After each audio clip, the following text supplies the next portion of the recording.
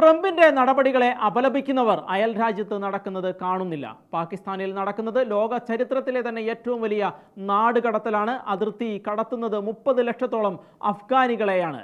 അനധികൃത അഫ്ഗാൻ അഭയാർത്ഥികളെയും താൽക്കാലിക അനുമതിയുള്ളവരെയുമാണ് പാകിസ്ഥാൻ ഒഴിപ്പിക്കുന്നത്. താലിബാനെ ഭയന്ന അഫ്ഗാനിസ്ഥാൻ വിട്ട് പാകിസ്ഥാനിൽ അഭയം തേടിയവരെയാണ് അതേ താലിബാൻ ഭരിക്കുന്ന രാജ്യത്തേക്ക് തന്നെ പാകിസ്ഥാൻ ഇപ്പോൾ നാടുകടത്തുന്നത്. നിർബന്ധിതമായ നാടുകടത്തലാണിത്. താലിബാനെ ഭയന്ന് ഒളിവിൽ പോയ മുഴുവൻ പേരെയും തിരഞ്ഞുപിടിച്ച് ബലമായി തന്നെ നാടുകടത്താനാണ് പാക് സർക്കാർ തീരുമാനവും. പാകിസ്ഥാൻ അകത്തുള്ള അഫ്ഗാനികളെ മുഴുവൻ കണ്ടെത്താനായി നാട്ടുകാരുടെ സഹായവും പിന്തുണയും പാകിസ്ഥാൻ സർക്കാർ തേടിയിരിക്കുന്നു എന്നതിൽ നിന്ന് തന്നെ സർക്കാർ നിലപാടിന്റെ തീവ്രതയും വ്യക്തമാണ്. പാകിസ്ഥാനികളുമായി വിവാഹബന്ധം സ്ഥാപിച്ചവരെ പോലും രാജ്യത്തിനുള്ളിൽ കഴിയാൻ അനുവദിക്കില്ലെന്നാണ് പാകിസ്ഥാൻ സർക്കാരിന്റെ കണ്ണിൽ ചൊരയില്ലാത്ത തീരുമാനം. അനധികൃത അഫ്ഗാൻ അഭയാർത്ഥികളെയും താൽക്കാലിക അനുമതിയുള്ളവരെയുമാണ് പാകിസ്ഥാൻ ഒഴിപ്പിക്കുന്നത്.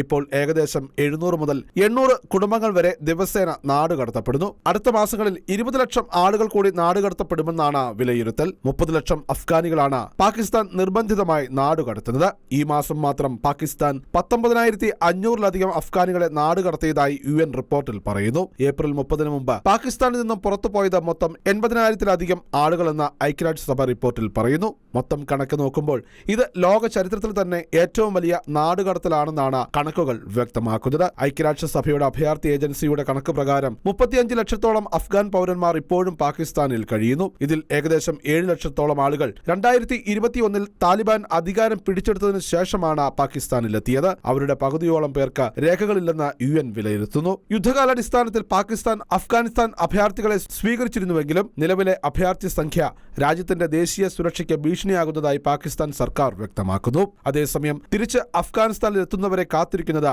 താലിബാന്റെ കടുത്ത പീഡനമാണ്. പെൺകുട്ടികൾക്ക് അഫ്ഗാനിസ്ഥാനിൽ തിരിച്ചു ചെല്ലുമ്പോൾ ഉണ്ടാകാനിടയുള്ള നഷ്ടങ്ങൾ ഏറെയാണ്. പാകിസ്ഥാനിലെ കുട്ടികളെ പോലെ വിദ്യാഭ്യാസം ചെയ്യാനുള്ള അവകാശം അഫ്ഗാനിസ്ഥാൻ പെൺകുട്ടികൾക്കും പാകിസ്ഥാനിൽ ലഭിച്ചിരുന്നു. എന്നാൽ ഇപ്പോൾ അവർ നാടുകടത്തപ്പെടുന്ന താലിബാൻ ഭരണകൂട രാജ്യത്താകട്ടെ പെൺകുട്ടികൾക്ക് സ്കൂളിൽ പ്രവേശനം പോലും സാധ്യമല്ല. എന്നാൽ ഈ അഫ്ഗാൻ അഭയാർത്ഥികളിൽ ഒരാളെ പോലും സ്വീകരിക്കാൻ ഈ ലോകത്തുള്ള മറ്റ് ഇസ്ലാമിക രാജ്യങ്ങൾ ആരും തന്നെ മുൻപോട്ട് വരികയുമില്ല. തിരിച്ചെത്തുന്നവർക്ക് അഫ്ഗാനിസ്ഥാനിൽ ഭൂമിയും വീടും ഒന്നിച്ചുണ്ടാവില്ല എന്നത് ഉറപ്പായ കാര്യമാണ്. ഇവർ എങ്ങനെ ജീവിക്കുമെന്നതും ഒരു പ്രശ്നമാണ്. തിരിച്ചു ചെല്ലുന്നവർക്കാകട്ടെ ഒരു തരി മണ്ണ് പോലും ആ രാജ്യത്ത് സ്വന്തമായിട്ടില്ല. ദാരിദ്ര്യം മാത്രമായിരിക്കും അവരെ അവിടം കാത്തിരിക്കുന്നത്. ഇന്റർനാഷണൽ ഡെസ്ക്, ഷെക്കേന ന്യൂസ്.